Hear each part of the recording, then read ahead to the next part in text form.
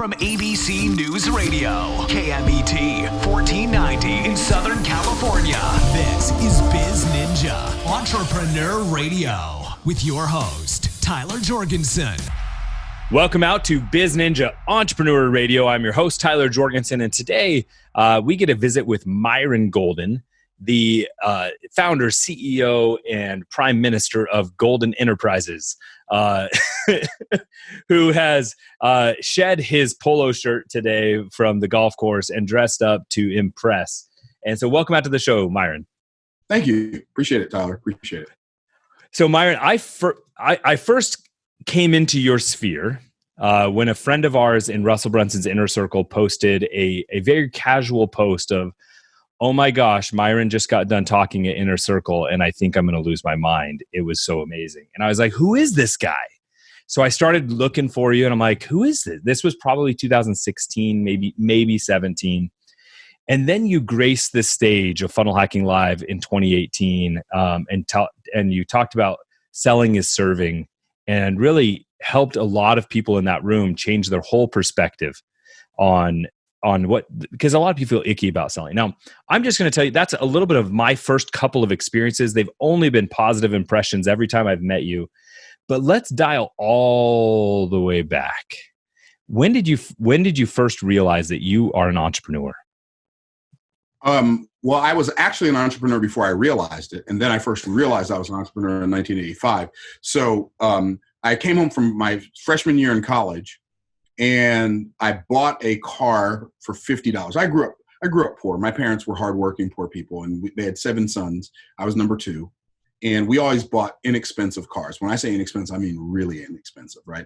So I bought this car to just drive around for the summer, found it in the Pakistan Herald, which was a local newspaper, $50, paid the guy $50, got the car, got the title, got the tags, got the insurance, all that stuff. Drove it around all summer. And then before I went back to college, because I had a 900-mile trek, I wasn't going to drive a $50 car 900 miles. I sold it. And a guy offered me $300 for it. So I bought it for $50, sold it for $300. I was like, that was pretty cool. Yeah. And so I made a $250 profit after using the car all summer.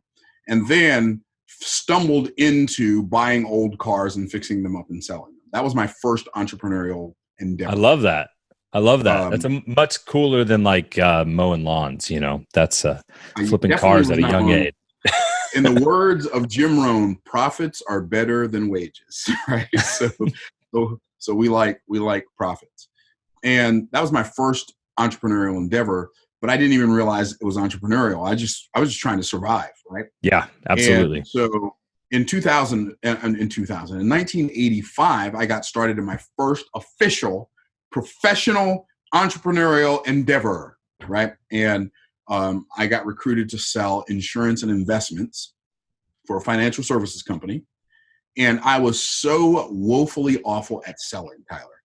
I was probably the worst salesperson in the history of the world. Certainly one of them. Oh, man. And I was so bad, and I know people are thinking, well, how bad could he be? I was this bad. I started in October of 1985. I did not make my first sale until April of 1987. I was literally in the business for 18 months before I made my first sale. And what's interesting about that to me, I think that was one of the most critical parts of my journey for several reasons. Would you like to know what those are? Please tell me. Number one, I learned the lesson of being willing to be bad long enough to get good. Everybody wants somebody to pay them a lot of money for the stuff they're good at. But unfortunately, most of the stuff they're good at just doesn't pay much money. So in the things that are going to pay you a lot of money, you didn't start out being good at them. Here's the reality. When you came to this earth, you weren't good at anything. You couldn't walk, you couldn't talk, you couldn't go to the bathroom by yourself. So everything that you know how to do, you had to learn how to do, which ought to let you know that anything you need to learn how to do, you can learn how to do. How cool is that? Right. So that was the first thing. I was willing to be bad long enough to get good. But the second thing, I didn't learn this until decades later. I didn't gain this valuable lesson from that experience until decades later. And that is, I learned how to stop working for money. Because even though it took me a year and a half to get my first paycheck, I was doing presentations every week. I was talking to tons and tons of people, but everybody was saying no. I thought they were saying no. I didn't know why they were saying no. I have no idea why they were saying no. I had no idea then. I know now. The reason they were saying no was because I didn't have any influence. And the reason I didn't have any influence is because I was broke. Now, a lot of people are not going to like the fact that I said that, but that's okay. You've been wrong before. You can be wrong. No, I'm just kidding. But that's okay. You don't have to agree with me. I do not. I believe that truth does not require a consensus. In the words of Winston Churchill, truth is incontrovertible.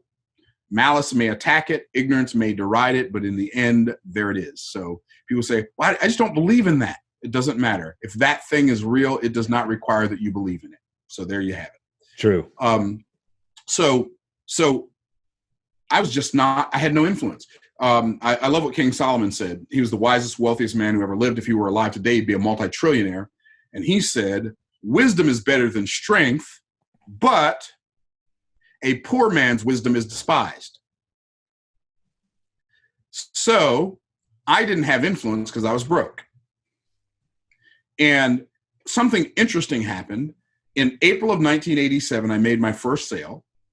My first commission check was $125.66. Was my first commission check. And I was jacked out of my mind, and I knew I was going to be rich.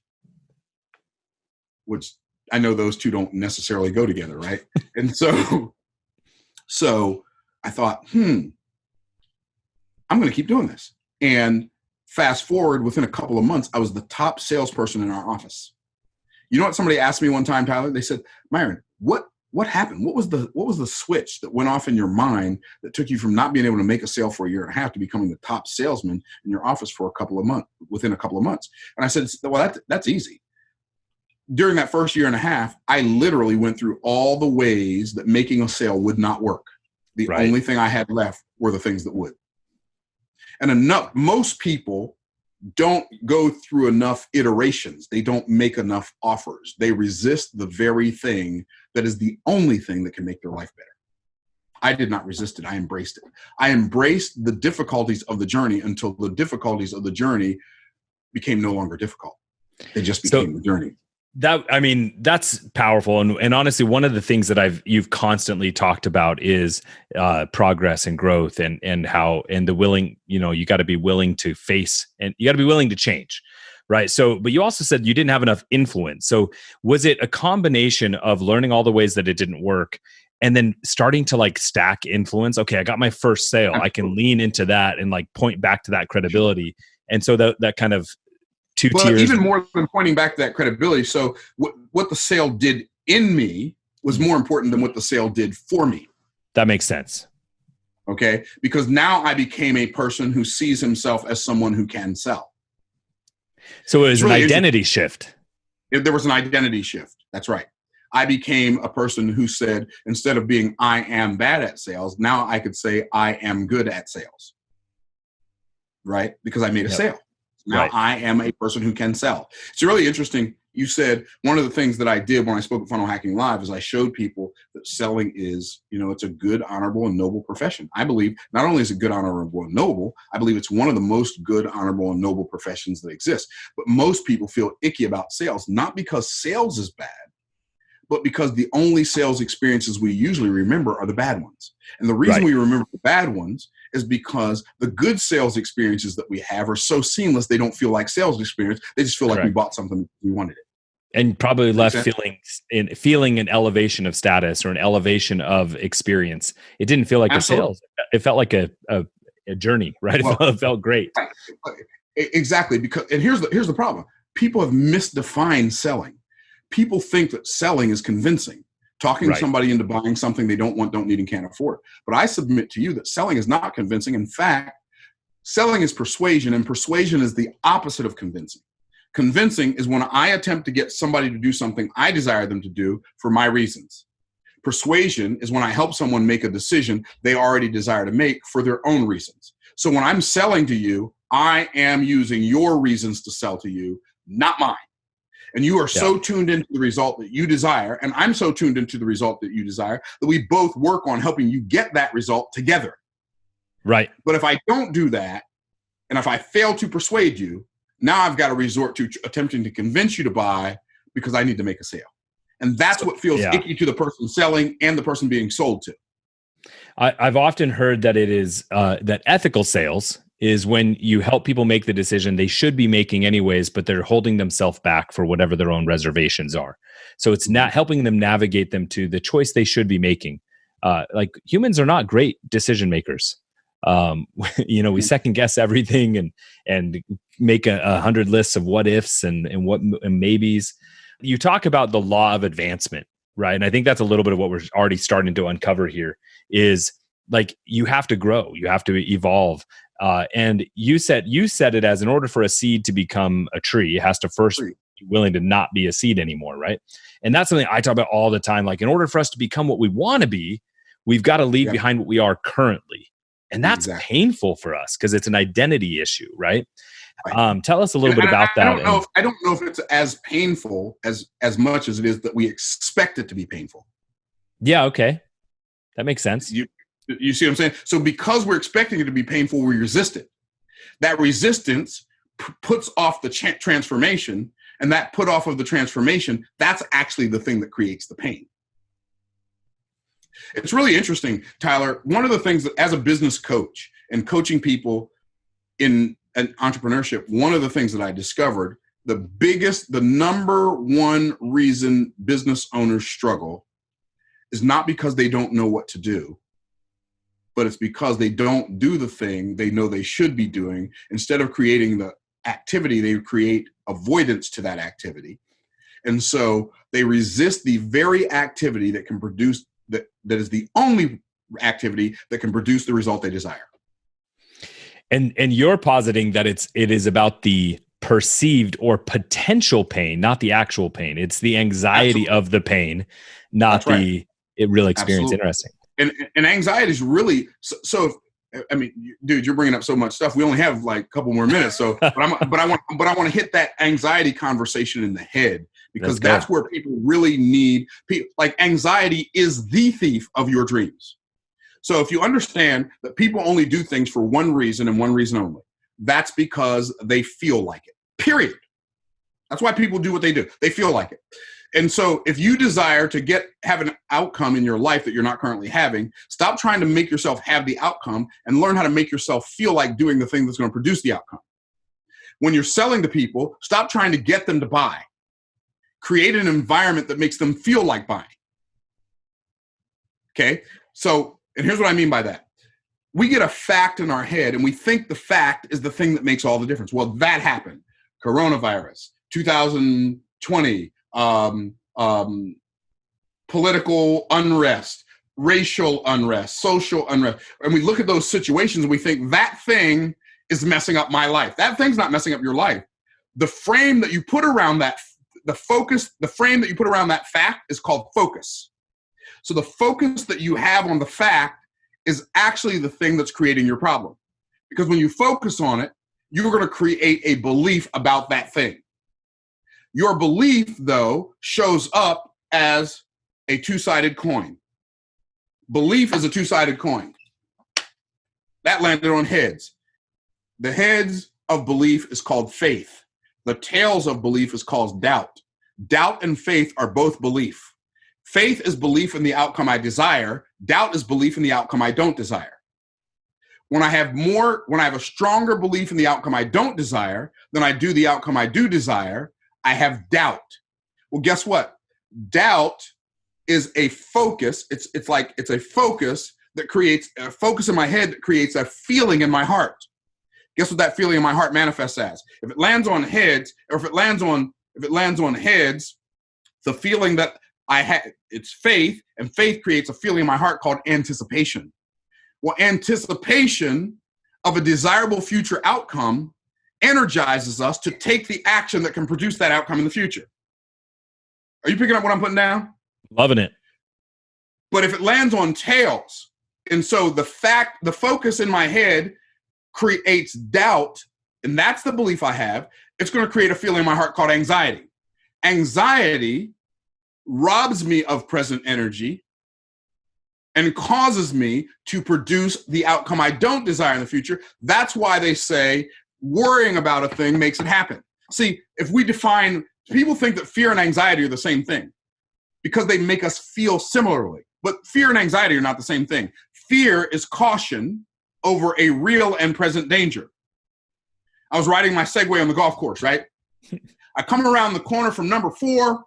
I loop around the corner. I'm getting ready to get on the tee box at number 5. There's a 15-foot alligator laying across the cart path, and I don't see it until I'm 15 to 20 feet away. I'm like, oh, okay now. So guess what I did? I didn't just keep on going and act as if there were no alligator. I proceeded with what? Caution. Why? Because there was a real and present danger. Fear is caution over a real and present danger. Anxiety, on the other hand, is caution over a future imagined danger. So I'm expecting an outcome I don't desire. What if they don't buy? What if they slam the door in my face? What if they say no? What if I lose this client? And so I'm expecting an outcome I don't desire. That focus on that outcome I don't desire creates the feeling of anxiety in my heart. It feels like fear, but it's not fear because the danger is not real and it's not present. It's future and imagined. And so having anxiety causes me to waste present energy on a future outcome that is undesirable to me. So the focus in my head creates a feeling in my heart, and the feeling in my heart creates a function in my hand. If the feeling in my heart is anticipation, the function in my hand is power. If the feeling in my heart is anxiety, the function in my hand is paralysis. I can't move. And that's what an anxiety attack does. It causes your heart to race, causes your head to sweat, but it won't allow you to do anything. It literally paralyzes you and it robs you of the ability to take any action. It's like if I take my Bentley and I pull out into the driveway and I start the car and I just boom, boom, boom, all 12 cylinders, like yeah, boom, boom, and I never put the car in gear. There are only 2 possible outcomes. I'm either going to run out of gas or I'm going to blow the engine in my car. And that is exactly what happens in people's lives. They sit around expecting an outcome they don't desire. They never put their life in gear. They rev up their heart. Vroom, vroom, vroom, vroom, vroom, vroom. They wear themselves out. They're exhausted, or they blow the engine in the form of a stroke or a heart attack because the focus in their head created a feeling in their heart, created a function in their hand. I got rantish there for a minute. I love the rant. No, that's an amazing rant. But my question now is, so what? What do they do about it? Like, people are clearly stuck dealing with anxiety. Now, how do they do? What do they do about it? Yeah. You have to develop a new discipline. Okay. And here's the discipline that must be developed. So understand that expectation is a human being's greatest superpower. Your ability to expect an outcome in the future is the greatest superpower you have. If you do not develop the discipline to use it, to only, what's the word I just used, Tyler? To only expect outcomes you desire and give absolutely no energy to outcomes you don't desire, you will spend the rest of your life stuck like Chuck in a pickup truck. I use this not knowing what you're explaining. I had a friend in high school years ago who would never ask a girl out because he was so worried she would say no. And he had a massive confidence issue. And I finally said, look, until they tell you otherwise, from this point on, assume that every girl wants to go out with you. Because if you're going to make an assumption, why not have faith over doubt? If you're going to choose one, choose faith. Exactly. And I didn't understand the coins at the time, but I understand how it was impacting my friend. And funny enough, he did it. He was like, you know what? That I can logically process that. Until they tell me otherwise, I'm just going to assume it. And sure enough, he was able to ask a girl out eventually. Exactly. And that's exactly what we do. We talk ourselves out of our chances. You know what Shakespeare said? Shakespeare said, our doubts are traitors and make us lose the good we oft might win by fearing to attempt. And you know what he did after he said that? You know what he did after he said that? Changed his pantaloons. That's better. That's better. Okay. I like that better. So, man, I by the way, I absolutely, it's probably only a couple of things I like as much as when you get into your rants, because they're amazing and inspiring. But let's dial back to Myron, the insurance salesman, right? Sure. So you start to get some success, right? You start now. Myron's pulling himself out of, you're not the poor Myron little boy anymore, right? You've started to find some success. What was the next hurdle that you hit? And then how'd you overcome that? So the next hurdle that I overcame was, so I was good at sales and I was making, I had my full-time job and then I had my part-time gig selling insurance and investments. That's my part-time gig, right? my next thing, and then after that, I started selling radio advertising, and then I started selling supplements. I was willing to do something most people are not willing to do. We're not willing to do, and that is I was willing to seek until I found. And most people stop seeking and say, "There's nothing out there." No, you just have not developed yourself into the person yet who can find it. And so, eventually, I had my first six-figure year. And the first six-figure year I had was the direct result of the greatest, like I've made millions of dollars. And as weird as it sounds, I've made millions of dollars. I've produced millions of dollars in revenue in less than an hour. And I know that sounds weird, and I'm not patting myself on the back because I'm some wonderful dude. I've just discovered some principles that work, okay? So here's what I want you to see. I learned the greatest I had the greatest financial breakthrough of my life in 1999 because I started selling insurance investments in 1985. I didn't have my first six-figure year until 1999. I didn't have my first seven-figure year until 2005. Okay? Now, here's what's amazing. I discovered the principle that unleashed me. Would you like to know what it is? Please tell me. In April of 1999, I accidentally, without having it as a goal, without having it on a dream board, I accidentally made $6,200 in 1 week. The year before that, 1998, I made $48,000 for the whole year. And now in 1 week's time, I make $6,000. I was so blown away by that, Tyler. The first thing I said was, wow. The second thing I did was I said it backwards. I said, wow. And then I said, I'm blown away by how easy that was. It was so easy that must mean, and here's the financial breakthrough that I had. It's easier to make a lot of money in a short period of time than it is to make a little money over a long period of time. And when I discovered that, I made a decision that day. I am going to stop looking for all the hard ways to make a little bit of money, and I'm only going to look at the easier ways to make a lot. And so that day, I shifted from being a heartaholic as an entrepreneur, and a heartaholic, somebody who's addicted to difficulty, if you're wondering what that is. And I decided from that day forward, I was going to be an easyologist, which means I am going to study the science and the art and the science of ease. And when I say ease, I don't mean being lazy. What I mean is I'm not going to look for the hardest way to solve a problem. I'm going to look for Occam's razor in every situation. Sir William of Occam was a brilliant mathematician, and he discovered this principle. Usually the best solution for any endeavor is going to be the simplest solution. So that was my transformational moment.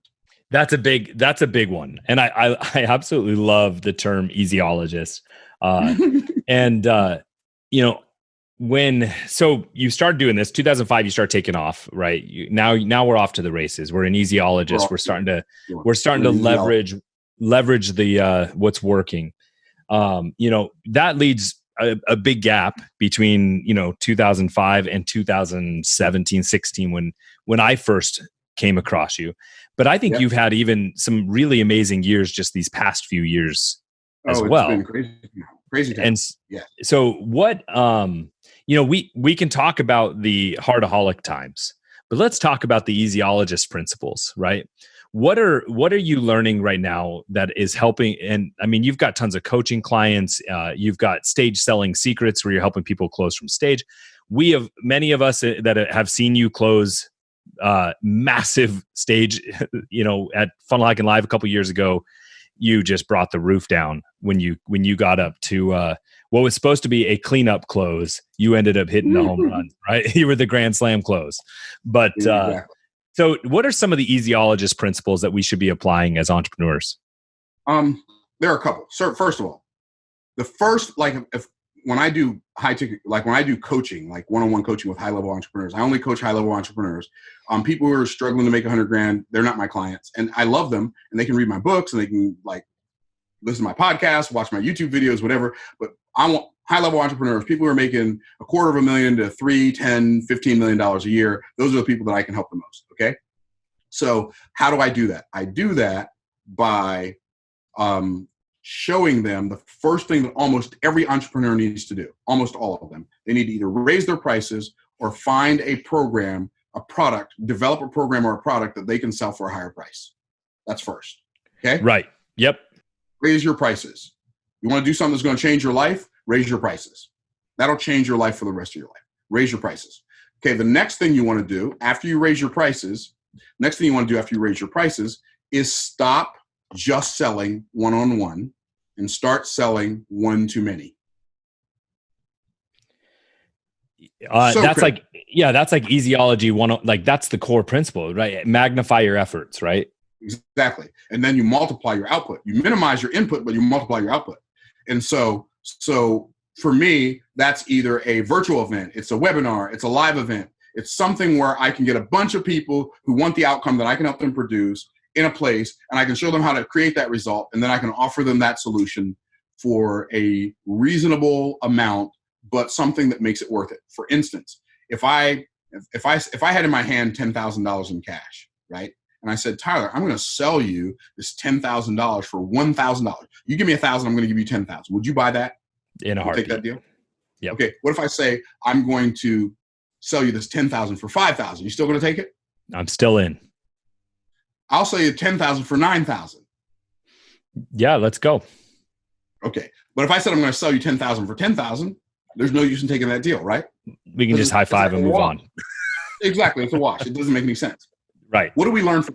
We learn that people don't buy things from you because the thing you're selling is worth the money. They only buy things from you when the thing you're selling is worth more than the money. Right. And see, one of the reasons most entrepreneurs don't raise their prices is because they don't understand the value of their own offer. And they think the value of their offer is the pieces. Well, it's got 6 workbooks, it's got 17 videos, 16 audios, and a Facebook group. So they think the value of their offer is their pieces. They think the value of their offer is their person. Well, you're going to get so many hours of my time. Like when I coach clients, I like one-on-one coaching clients, $25,000 an hour, or we have nothing to talk about.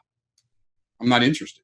And I don't need to make a sale. I'm not saying that because I want to get a $25,000 coaching client. I have plenty of clients. I'm not looking for clients, but I'm just saying that's what I charge for one-on-one coaching because I understand the value I bring to the table, right? So most people don't understand the value they bring to the table, so they think it's their person. So they'll sell like a $5,000 coaching program, and you get 8 hours of coaching over the next 6 months. But like I just got sick on my stomach when I said that, right? So it's the value of your offer is not your person. The value of your offer is not your process. A lot of people, when they're selling, they'll go through, show everybody the process they're going to take them through, and say, "This is why you should buy from me because this is my process." When you show people your process, it makes them not want to not buy. It does not make them want to buy. People, when they're looking at your offer, they're asking these 3 questions. Is it easy? Does it work? Can I do it? When you show them the process, you've already ruined the offer because you've already showed them it's not easy. People do not want a process. They want a button. Even though you don't have an easy button, you have to present your offer to them in a way that makes them feel like it's doable for them. Right. So if the value of my offer is not my process, it's not my person, it's not my pieces, what is the value of my offer? The only value your offer has is the payoff. What do I get as a result of paying you this money? If the payoff that they receive, this is how I value my offers. If the payoff you receive is not worth at least 10 times what it cost you in the next 12 months, then your price is too high. For instance, I teach people how to sell from stage, right? I charge $55,000 for that. It's a 2-day class, and we go through an 18-page manual. Why? Because more is not better, faster is better. If you're paying me for a result, the faster you get that result, the better you feel about it. Does that make sense? Absolutely. And see, here's the claim to fame. And I'm not magical. I just understand what works, right? I've got clients who I got one client who took this training. He's one of the most brilliant marketers I know, one of the most brilliant salespeople I know, but he thought live events were a waste of time. This is what he told me. He said, "Myron, live events are a waste of time." He said, "I did a live event. It took me 2 days. I only made $150,000. I said, "Yeah, that's because you didn't know what you were doing." He took my training. His first event he did after he took my training, he did $1 million in sales, $1,020,000 in sales. First event after taking that training. I got a lady who bought my training. She was a homeschool mom, and she had a business, but it just wasn't thriving. She took this training. Her first event she did after she took that training, she did $108,000 in sales. First event. I got a 22-year-old kid who flew from Hong Kong to come to Tampa, Florida to take this training. He went to Malaysia where the average monthly income is $1,000 a month. He did $300,000 in sales in one day. Wow. You say, what? Because it's principles. All principles always work the same for everybody. And principles don't care what color you are, what gender you are, how old you are, how young you are. They don't care about any of that, what country you're from. All principles always work the same for everybody. And so what I do when I'm training people is I teach people the principles that produce the payoff. So hopefully that makes sense. That makes a ton of sense. And so listeners, please go to stagesellingSecrets.com if that sounds like principles you want to learn. Myron, I absolutely adore hearing you teach. You're one of my favorite educators and influencers in this internet marketing and world of business space. I'm very grateful for you coming on the show. My final question that I've asked here for years on this show is that business is about creating a lifestyle, and business without maintaining a lifestyle is broken. I know you're a big golfer and you find time to live. What is one major item on Myron Golden's personal bucket list that you're going to accomplish in the next 12 months? I'm going to play Pebble Beach. Okay. I like it. That's a golf course that I want to play. And I played a lot of golf courses around the world, a lot of great golf courses around the world. I mean, epic golf courses around the world. I played Trump International in West Palm Beach. I played Punta Espada in the DR. I played Corrales, which is an epic golf course. I played the Sea Island Golf Club in Sea Island, Georgia. I played some epic golf courses. Pebble Beach is on my list in the next 12 months. And if I can close with this one thing. Please do. So I think to experience financial freedom, there are 3 pillars that you have to use to build your financial fortress. You need the leverage pillar. That's the one we talked about for most of this show. You need to have something where you have super big cash flow days where you're making $20,000 in a day, $50,000, $100,000 in a single day, $500,000, $1 million in a day. Like, you need to have cash flow days, have a couple of cash flow days a year, at least, right? Have one cash flow day a month where you're making hundreds of thousands or 6 or 7 figures, you're going to be okay, right? So that's leverage. You want to have the leverage pillar. But a lot of entrepreneurs, that's the only pillar they have. And I submit to you that if that's the only pillar you have, you're going to be in trouble in short order at some point because things are going to change, right? So the second one you need, so the leverage pillar is created by colossal cash flow. The lifestyle pillar is the second pillar. That's created by continuity. Like, our continuity that comes in every week, like we have continuity where we make thousands and thousands of dollars a day, right? That comes in every week. The continuity of our program takes care of all of the expenses of my business before anything else happens. So I've got colossal cash flow that creates leverage. I've got continuity cash flow that creates lifestyle. And then the last one is compounding cash flow. And that's my investments. And that creates legacy. That's the wealth that I create for my children, my grandchildren, my great-grandchildren. When you have those 3 pillars in your financial fortune, then and only then, in your financial fortress, then and only then can you experience true financial freedom. So I just thought I'd share that with everybody. I love that a lot. I really appreciate it. Highly, highly encourage everyone to go learn more about Myron Golden, stagesellingSecrets.com. And you can find him on the internet at myrongolden.com. Myron, you're a phenomenal person and a legend. I appreciate your time here on the show. And now, my Biz Ninjas everywhere, wherever you're listening, it's your turn to go out and do something. Thank you for listening to BizNinja Entrepreneur Radio with Tyler Jorgensen.